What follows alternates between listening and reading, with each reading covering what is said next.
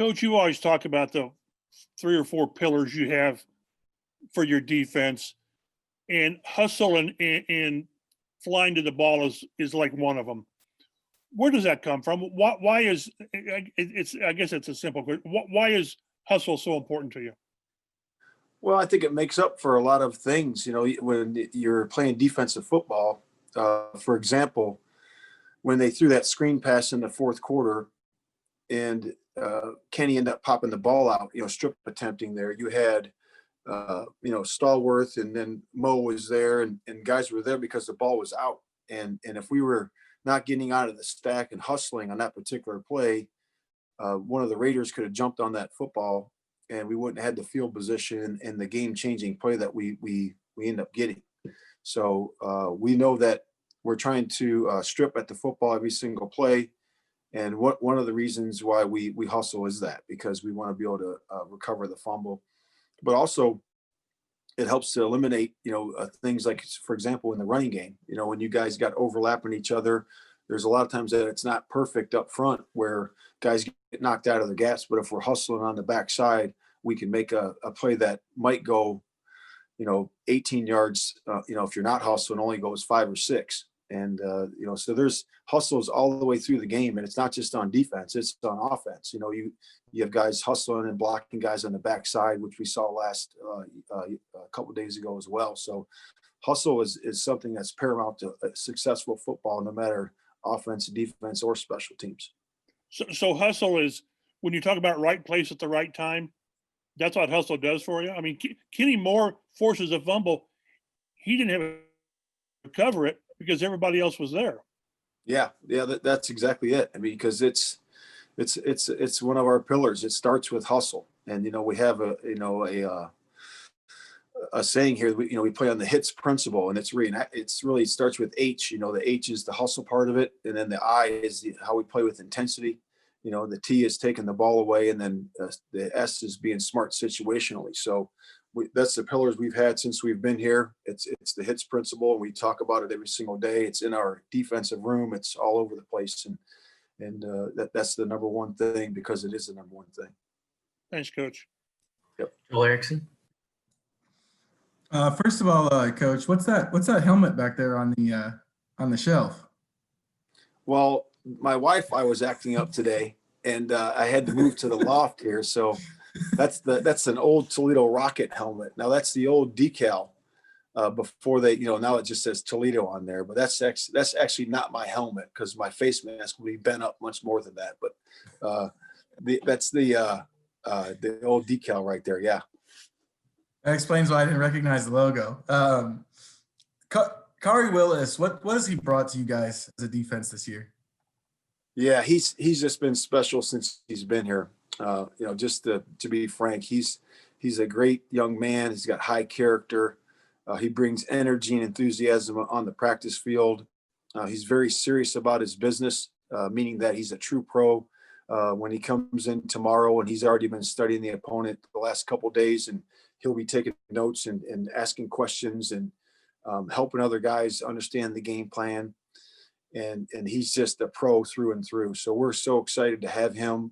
Our scouting department did a great job, finding a young man like him and the character that he has. And he's a good player. I mean, that's the one thing you have to be. He's quick and explosive, and he's a good tackler and plays well in space. And we've been having him primarily as the guy that drops down for us, that covers guys and fits the run game, but he can play in the deep part of the field too. So he does a lot of things well for us but I would say the main thing is the way he practices and the way he prepares, and his energy and enthusiasm all the way through the week into the game time. So he's pretty impressive.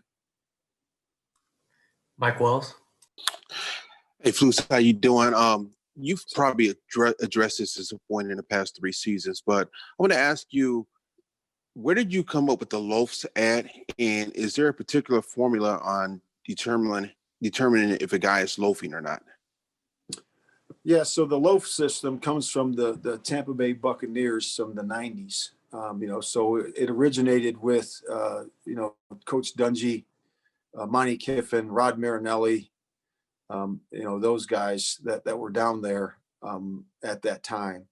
And they really started to detail it out in terms of what it means to have a loaf. So it takes a critical eye to be able to go through every single play to determine what that is. And we have basically 6 categories for what a loaf is. And I won't get into all the details of every single one of those, but one of them would be a change of speed, meaning that if a player is pursuing the ball, let's say it's a perimeter play, say it's a toss play, and he's on the backside, say it's a corner or a backside linebacker, and all of a sudden the play breaks out. He's running full speed, and all of a sudden he starts to slow up, and the play breaks out for another 6 or 7 yards, and he speeds back up.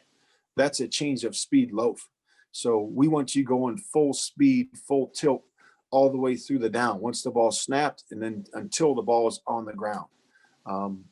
So that would be an example of what we're talking about in terms of running to the football and loaf. Do you ever find?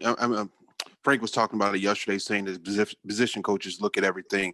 Do you ever chime in, say, let's just say Brian Baker says, that's a great hustle play, and you say, no, that's a, he didn't go as hard, so that's considered a loaf. Do you guys ever find yourselves kind of going back and forth or about that, or is it not that big of a deal in determining it if it's a loaf or not?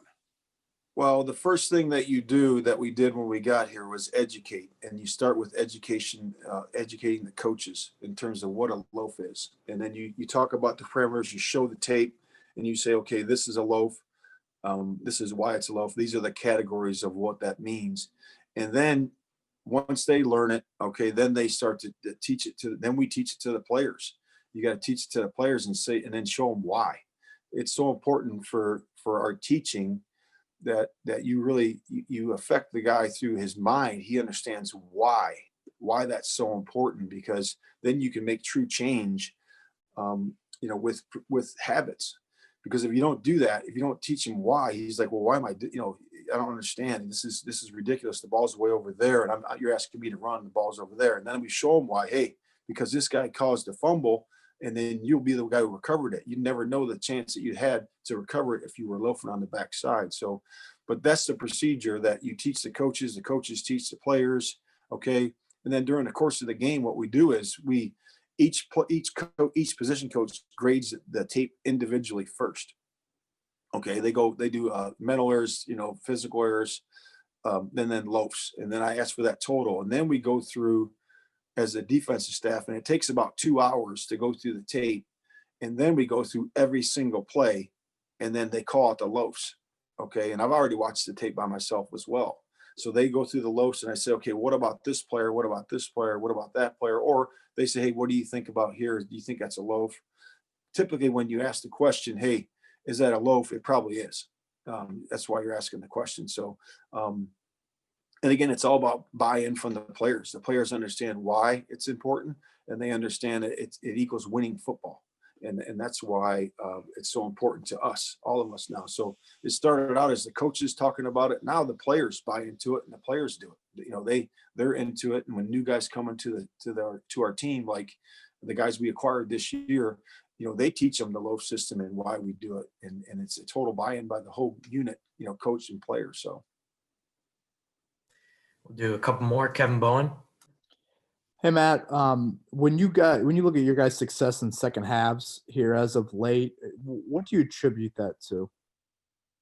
Well, I was telling the guys on Saturday that's really to attribute to them, in terms of them understanding how to finish, understanding being a great second half team, being in shape, understanding the details in terms of what they're trying to get done.